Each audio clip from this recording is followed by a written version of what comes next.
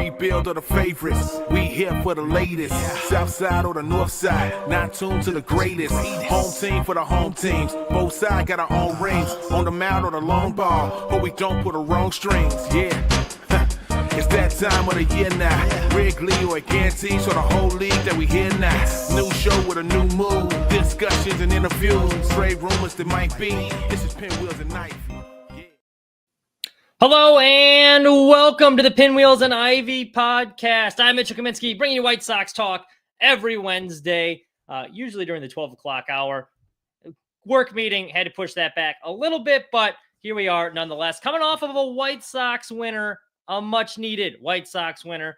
White Sox put the pounding to the Tigers last night, 8-1. Best team in the American League right now, atop of the AL Central standing. So that was a good feel-good win for this team. They'd come into that game losing 7 of their last 8. A lot of that due to struggles in close games. We're going to get to that in just a second. Really, the hero of last night's game, though, Michael A. Taylor got the start in center field. Luis Robert Jr. Noticeably absent from the lineup as this team had come into that game. In their previous 4 games, they'd only managed to scrape across 6 runs. Luis Robert Jr. Put on the bench. He put in Michael A. Taylor. All of a sudden, they erupt for 8 runs. Now, I'm not saying that's the reason why, but Michael A. Taylor, really the story of that game, drew a walk with the bases loaded to push a run across, hit a 3-run homer later in the game. So he ended the day going 1 for 2 with, I believe, 4 RBIs. He had a pair of walks in that game as well. So Luis Robert Jr., he was, like I said, he was not in the lineup. That was part of a plan that the White Sox implemented. Will Venable spoke with reporters before the game and said, yeah, we're going to give Luis Robert Jr. a couple days off right now. We're going to give him we're going to bench him basically for a few games in the hopes that he can just focus on refining his swing. Now, even leading up to him getting temporarily benched, we'll call it, he had been working really hard on trying to fix his swing. He'd been working with Ryan Fuller, the White Sox hitting director.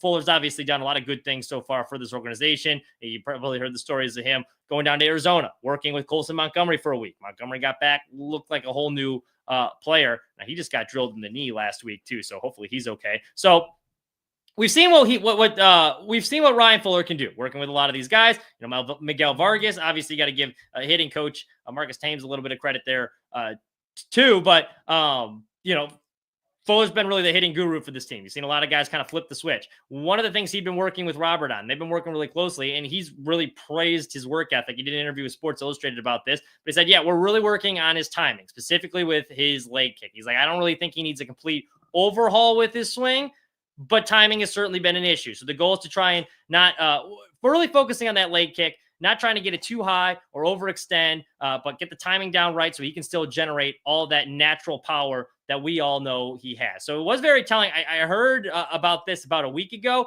and then you hear the decision that, hey, we're going to step back and just let him sit on the bench and sort things out. But the White Sox, obviously, they got a lot of stock in Luis Robert Jr. They're likely trying to flip him at the trade deadline. So they can't afford their best player to be slumping. And it's not that Robert hasn't contributed this year. I think he's played gold glove caliber defense in center. Entering Tuesday, he had the major league lead, 21 stolen bases. That's despite the fact he's not getting a lot of hits. But I think this is a good reset for the White Sox. And just give him a day. Hey, don't focus on the games. Let's just really focus on getting the swing down. Because it's really been a mystery this year for why he's trying. It's really been the past 2 years. Now, last year, my theory was, he was off to a hot start the first week of the season, gets injured, comes back, team's playing really poorly. They're on all these 10-plus game losing streaks, and he was really the only run producer on that team, one of the few. So I think he was kind of pressing, chasing pitches he shouldn't have been, really forcing the issue, and this kind of snowballed from there. This year, I really don't know what the excuse is. Will Venable said in that press conference he's been dealing with some knee soreness, but he doesn't think that's affecting the swing. He's like, hey, at this time of year, everyone's dealing with some sort of soreness or whatnot.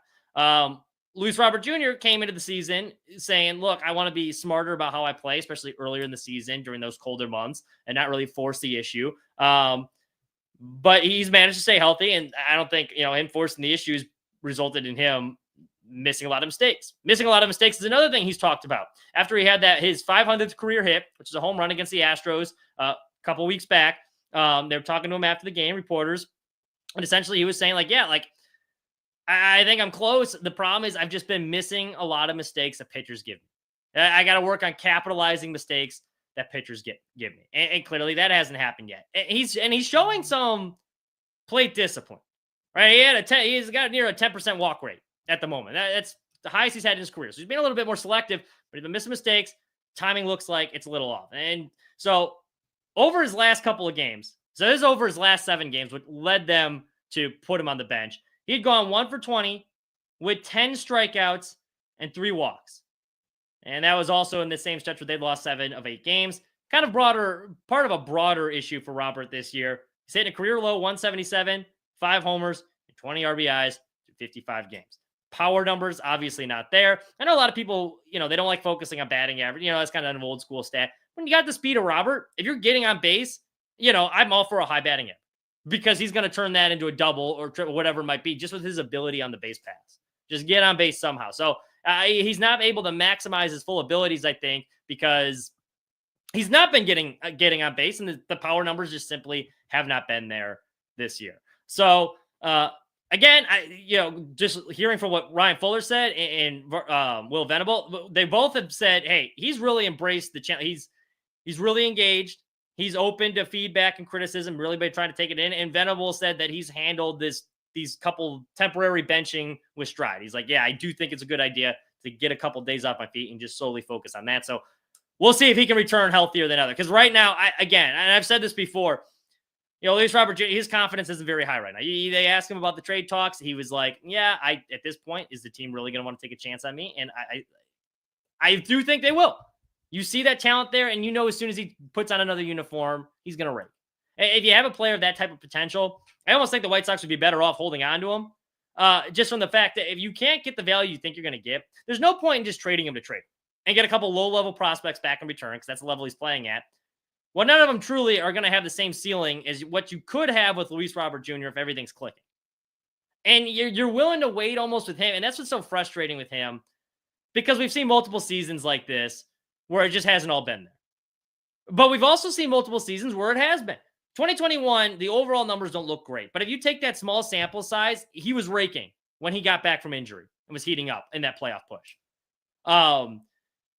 2020, even 2023, he's the all-star that year.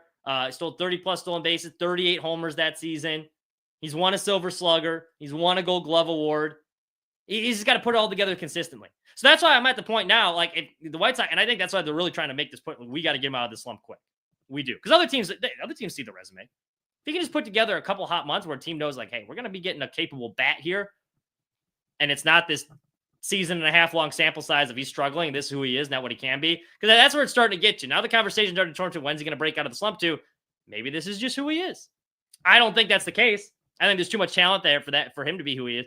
For the White Sox, there's a lot of pressure, not only just for the sake of their ball club right now, the way the offense has been playing, it's been very inconsistent, the offense. So, you need a bat like him there to really help get this thing together. But not only just that, just for the fact they're trying to trade. They're trying to trade him, free up some money, but don't trade him just to trade him, right? You might as well get something. I don't think you're going to get a top 100 prospect in return, but at least to get a guy that you think has the same ceiling as Luis Robert Jr. And that's going to be hard to do, especially with the way he's playing right now. So if you don't think you can get the full value for him, I almost think they're better off just holding on to him at the deadline, as much as that would suck. But we'll see. We'll see. I think this could be a good reset for him. Let's move on to something that's been, there's been an issue for most of the season. And this is, let me pull up my notes here. But, the White Sox have really had problems in close games this season. And so entering nearly third into the season, the White Sox, so this was following Sunday's loss to the Orioles. Because since then, they got blown up by the Tigers, so that didn't really, factor into things. But they got swept by the Orioles. And all of those games were close. That was a series they probably easily could have won. You go back to that Mets series. That was one, realistically, they probably should have won that series. Seattle probably should have swept that series. Problem has been close games. Will Venable's squad now is 5-23 in games decided by 1 or 2 runs. And if you look at the standings this year, we've been saying this team's better. This team's better. Their 18-40 run record heading into the first matchup against Detroit on June 2nd. It represents a 3-win improvement from last season. The big difference is from that team that was 15-41 at the start of the season, at that point of the year, or 15-45. I beg your pardon. But the White Sox are in a lot more of these games to win. But for whatever reason, they just can't seem to pull them out. So yeah, I mentioned that earlier stat. They're 5-23 in games decided by 1 or 2 runs. In 1-run games, it's even worse. 3-15 in 1-run games. You can convert like half of those. We're looking at a whole different thing. And you really can't just pin it on the bullpen. The bullpen's getting a lot of the flack, and deservedly so. They got I think 7th highest ERA in the MLB. It's like 4.43, I think I last checked. And they have 5 saves to their name. That's the fewest in the MLB. So they're culpable for a lot of this. But the offense deserves a lot of blame too. Yeah, I mean, you can't have all these games and not give these guys run support, especially late. And I think Sunday's loss against the Orioles, pretty familiar tale for this season. They fell behind early, battled back late, just not able to get timely hits when they needed them. And that's another reason I think they really want to get Robert back into form, because you need that guy that's going to be that clutch bat. Right now, the guy is Miguel Vargas, which you love to see because he's probably going to be a cornerstone piece of this rebuild. Chase Maedrov's also he's been on a tear. I've been so impressed with him since he's come up, especially defensively. There's some concerns about the arm at shortstop. He's looked solid there. He was at second base last night, but he's been as advertised. And Caro too. I mean, he's been probably, I think, statistically the least impressive of the 3, but the fact he's hitting around 250 right now, he's come up with some timely hits. So those are the guys right now you're kind of leaning on in that offense. But you need some more of these veteran type guys. Talkman's been really good too. But so they just need more of these guys that can come up in clutch situations and get hits. Like timely hitting has been the biggest thing for me. They'll get guys on late, have chances to tie up the game, and it all falls apart. Earlier leads. They got to get to leads out earlier as well, especially the way the offense has been going. There's not a whole lot of margin for error for these starting pitchers. Luckily, Shane Smith was finally credited with a win yesterday. He threw really well against a good lineup on 5 1/3. He was throwing the ball well. Overall, the starting rotation, I think, has been relatively pretty solid. I mean, then that 5's hole there, with the Bryce Wilson experiment, that hasn't really gone as planned. They've had to go to an openers a couple times. Burke's been a little inconsistent, but as a whole, I've been pretty impressed with the starting rotation. And the big culprits have been, this is kind of the story heading into the season too, bullpens, a lot of question marks. Offense doesn't get timely hits. They got to give them more run support. And they'll go on these random bursts where they'll break out like we saw last night for an 8-run performance and then follow that up with 2 runs, 1 run, 2 run. Can't have that. Cannot have that. Cannot have 6 runs in your last 4 games. They're heading into Tuesday. You're not going to win a whole lot of games there. So as much as I do like the progress they've made, it is still a little frustrating at the end of the day. It's you feel like they could be cashing in on a few more of these wins that they have been. And it just, for whatever reason, it hasn't really worked out. Biggest news, I think, coming out of this week, and this was just announced yesterday, the Chicago Fire announced that they're building a $650 million soccer stadium on the 78. Now, for those of you who are not familiar, quick refresher, the White Sox unveiled a couple months back, last February, I believe it was, renderings for a new stadium that they had planned to build on the 78 once that lease is up. It's a waterfront lakefront, right along the lake, just off Roosevelt Road, in the south, on the south side of the city, in the South Loop. So the Fire say it's a 62-acre vacant lot right now. So they're calling it, it's going to be a world-class home. We're going to transfer this largely vacant lot into a south side version of Wrigleyville. That new stadium expected to hold 22,000 people. They want to break ground in the fall, and they are expecting to start hosting games for the 2028 Major League Soccer season. And they're saying that's all privately financed. We're going to get into something there in just a second. I don't think that's necessarily the case. But where does that leave for the White Sox? The White Sox, again, they announced they wanted to build their stadium there too. Jerry Reinsdorf, I think, was a little bit frustrated, and this is partly his own fault. They put in all these parking lots around the stadium, right? And I like the fact that they have all those parking lots around the stadium because it's a great tailgating lot. There's not many stadiums in the MLB where you can throw a great tailgate like that. Kansas City's one of them. Milwaukee's one of them that stands out.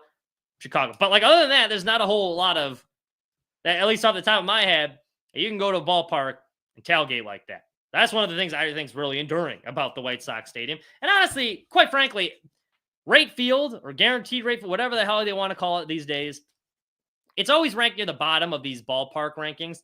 I don't think there's anything wrong with that ballpark. It's a fine ballpark to see a game. Food's good. There's really not a bad view in the house. I wish they would have flipped the stadium around so it was facing the lake, but like, there's nothing wrong with that ballpark.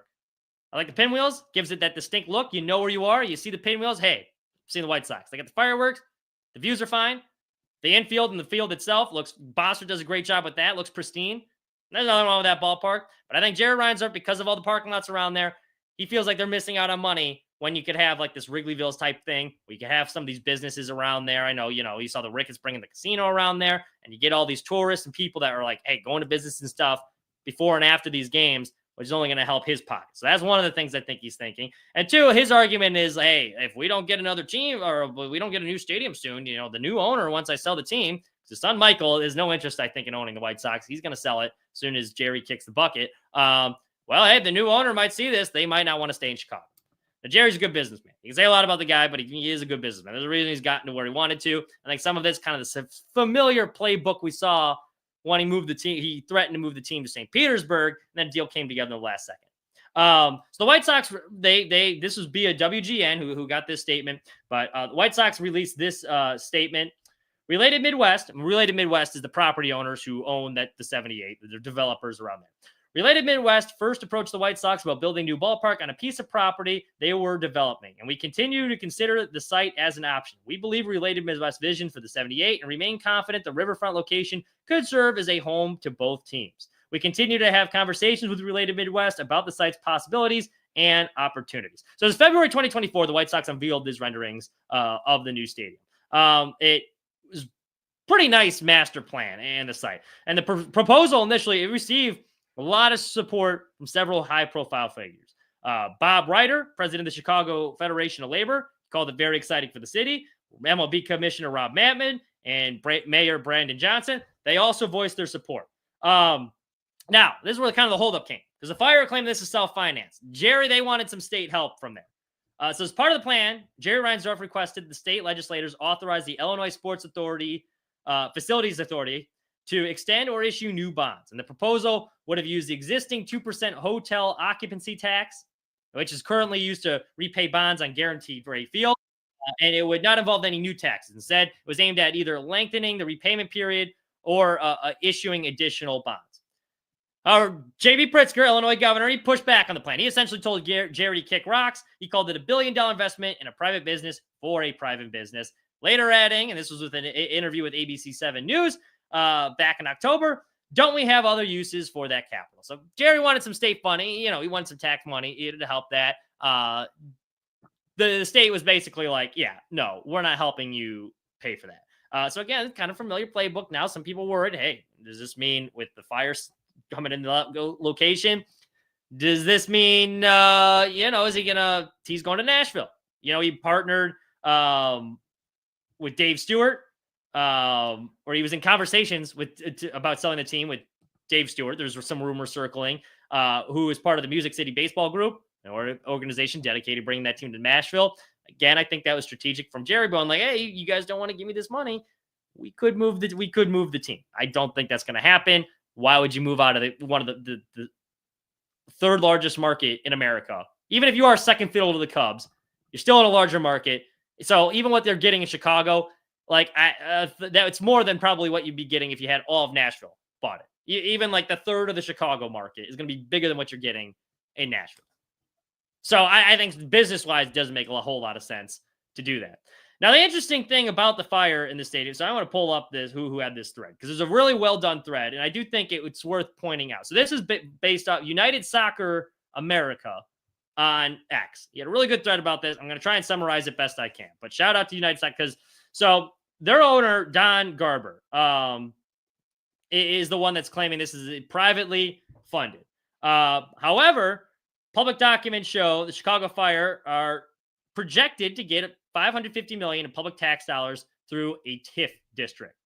So TIF district, essentially, they divert like money from the general fund. So that's going to be like general fund money usually in these things. They're going to like police, schools, things like that. So that's a lot of it. Public parks, another one. So they're getting money from the general fund, and it's going to these TIF districts. Now, the TIF district This one in the 78, it's almost entirely undeveloped. So once those buildings are once the buildings are up, almost all the property tax dollars are going to be allocated to the TIF district. So they're really not the city by paying all this, but they're going to be taking money out of that general fund to help them there. And then they're going to be getting the property tax dollars back. But all those property tax dollars are going to that district. So the police, fire, schools, and everything, and that general fund money, they're not seeing any return on their investment. So not a great deal for the city of Chicago. United Soccer America, he called it, this might be one of the worst TIF deals in the history of Chicago due to the fact it's almost entirely vacant land. So there's just going to be more and more buildings getting built through there. So there's going to be, a lot of property taxes when they're building all these buildings, and they're going to be taking money. People that do get to do it, taking money from the state. It was kind of an interesting breakdown. They calling it completely self-financed, but they are getting some tax help in theory for this. So it was kind of interesting. They're making it sound like, hey, we're reinvesting in the city. This is all self-financed, but they are getting some tax help in theory. And that tax help would not go back to the schools. Now, it's also important to note that the city council has not approved this. They've approved, the city of Chicago has approved building stadiums on that property, but the city council has not officially approved this deal. So Fire say they're going to be starting, they're breaking ground this fall. They're hoping to have the stadium up by the 2028 MLS season. That might not be the case. So the White Sox, in their statement, they're saying, we still have hopes that we can share this, but there's no guarantee, just because this announcement came out, that there will be a stadium there at the end of the day, especially the city council strikes this down. Because, again, Fire are going to tell you it is self-financed. It is not. And I'd be surprised if the city council did approve that. I mean, we'll see. But I'd imagine that's an avenue that Jerry would have liked to try too. Now, that ballpark would have been a lot more expensive than the one that the Fire are building there. But again, kind of interesting watching these billionaires work and try and screw over the city of Chicago. So we'll see. I don't think the White Sox need a blue ballpark. I think the current ballpark they have there is fine. You want your attendance to be better? Put a good team on the field. So, I mean, we'll see. We shall see. Shane Smith still throwing the ball really well. Again, that was encouraging to see. Miguel Vargas still been hitting really well after these last couple of games. Another thing I did want to point out before we wrap up the show here. We're talking last week. I thought because Vaughn got sent down along with Tim Elko, and I thought Tim Elko kind of got a raw deal. I don't think he's a savior or anything. I think he projects more to be a Daniel Polka type hitter than like some sort of superstar. When he hit the ball hard. He's got nothing left to prove in the minor leagues. I think they would have behooved them to keep him up in the majors, see what you got for just the rest of the year. But Chris Gatsby likes some versatility. So despite, I think, he had every right to be upset. He was kind of just getting his feet wet in the majors. He had hit a couple home runs, gets sent right back down to Charlotte. But his attitude's been really good. There was a reporter for the Charlotte Knights the other day, and she was interviewing Kyle Teal, who's also having a monster season down there in Charlotte. White Sox starting to play him a little bit at first base, improving that flexibility. So we might see a late call up for him. I still think the plan is to keep Teal in the minor leagues at least till September for most of the year until they bring him up next year, because they want to have that battery of Corey Lee, Edgar Carroll. Don't really have room for three catchers on the roster, especially the way Getz looks like he wants to operate. Again, versatility is a big thing. But this was interesting to me. They were asking him, and he's like, a lot of the veteran players here have been really good to me. I've learned a lot. One of the guys that has been most helpful has been Tim Elko. And I think that says a lot about the guy's character. Even the first day he got sent back down, there's a photo of him warming up, and he had a big old smile on his face. And then you got his teammates coming out, especially a pretty high-profile teammate in Kyle Teal, being like, yeah, this guy's been awesome down here. He's really helped me throughout this season. That's something good to see. I think on two fronts, and you can't look into too much in this, obviously. We don't know what's going on in the locker room, but there's no secret. Like when that 2021 team things started to go amiss back in 2022, 2023, and the wheels started falling off of what's supposed to be their contention window, there was a lot of problems in that clubhouse, right? You heard the report, Liam Hendricks, who, by the way, we should have been talking about this last week. Liam Hendricks just made a post that he's been getting death threats from the Boston fan. I mean, that's ridiculous. Why people that want to give a death threat just because your parlay didn't hit, you can boo a guy, but what are we doing here? I mean, be an adult. Giving another man death threats because he hung a curveball. Come on. But anyway, Liam Hendricks, stand-up guy, always going to be a big Liam Hendricks fan. He had cancer, and there's a report that there's some guys in the locker room They didn't like the fact that he was being too outspoken in the media. They weren't fans of Liam Hendriks. So the White Sox, when he comes back from cancer, they wanted to have this big press conference. They wanted the whole team there to be there in support of him. And Lance Lynn and Joe Kelly were like, yeah, no, we're not going. And the team's like, what do you mean we're not going? We're like, we don't want to go. And they had to be talked into going, which is an awful, awful look. Then you have that video of Tim Anderson getting announced he's going to the All-Star game. No one's clapping for him. There was the rumor that Tim Anderson had gotten into an altercation with Yasmani Grandal. Now, Yasmani Grandal denied that, but the thing that Tim Anderson came over and apparently slapped him. So a lot of issues in that last clubhouse, right? I mean, I think it's safe to say. So I like the fact that a lot of these guys coming up together, and even the current locker room from the surface. Again, we don't know what's going on behind closed doors, but it looks like it's a much tighter group. And these guys are playing with each other, playing for each other, enjoying each other's company, despite the fact there's a lot of competition, despite the fact Tim Elko had just reached his dream of being in the majors, got it ripped away from him, immediately sent back down, doesn't even get a fair shake. He still has a positive attitude. He's still helping out these other prospects. That's the type of culture you want to be building. That's what a winning culture looks like. So I'm glad the seeds are starting to be planted there as far as that. Hopefully they can get Robert out of the slump. Hopefully we can go on a bit of a run here. I still think 60 games to win this year is in reach. They're at 19 right now. So they've blown a lot of these. So as long as they don't lose too many pieces at the trade deadline, I think this team can still win 60. That's the benchmark goal. Mike Tauchman's another guy. He's been on a heater right now. I think the smart move, I said the same thing with Adrian Hauser, who Hauser just moved into second in franchise history. You saw his last start. He did give up 3 runs, but he had the second longest streak in franchise history of consecutive scoreless innings to start his White Sox career. That ended at 14. He had he's had 3 straight quality starts now, but his first 2 starts went 6 innings, no runs. Last start, he went 6, gave up 3, but he did make it to 2 innings first. So he is second in franchise history. I believe, off the top of my head, it was Cisco James in 1967 that had the all-time mark. That's about 17 innings. But still, good showing for a guy, Hauser. I feel the same with Hauser and Tauchman. They're playing really well right now. Tauchman I love because he's a fellow Bradley Brave. He's got another option for next year. So the White Sox, in theory, could keep him around. And I think that's a great veteran presence to have and good stability in that lineup. But, if you're looking to guys to trade and trying to get some pieces back at the deadline, those are 2 I would sell high on. I don't think Tauchman's value is going to go much higher. I don't think he's going to be on this heater for that long. Hauser's another guy. Long term, if you look at the overall numbers, I think he's going to come back down to earth eventually. So those are 2 guys I would cash in and sell high while we can. I don't want them to trade Tauchman, but I do think it would be the smart move. There's also been some rumors that the White Sox were looking to trade Davis Martin. That, to me, would not be a smart move, even though he is, I think, pitching pretty well. I don't think you can maximize your value with him, just given his strikeout rates and everything. But he's also got 5 years of control left. We got a guy that can fill out this rotation, and teams always, a good playoff team, there's nothing wrong with having a lot of pitching depth. Even if you think Hagen Smith and Noah Schultz are going to come up and be a part of that rotation, and you got Grant Taylor, who's looking really good. Drew Thorpe's another one coming back from injury. But you don't know if all these guys are going to pan out. You have a guy that's showing that he can be a good major league starter over an extended period. And I think he's only going to get better because this is really his first full season as an MLB starter. I think trading Davis Martin would be dumb.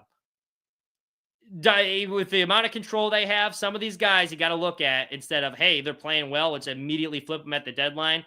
That's the type of guy the White Sox should be building around and hanging on to. Now, long-term, maybe he's a number 3 or 4 starter. But if Davis Martin's your 4th starter on a winning team, you got a damn good rotation, I feel like. And I think he's only going to get better. So don't trade Davis Martin. Sell high on Adrian Hauser. Preferably keep Mike Tauchman, but I think the smart move would be sell high on him too.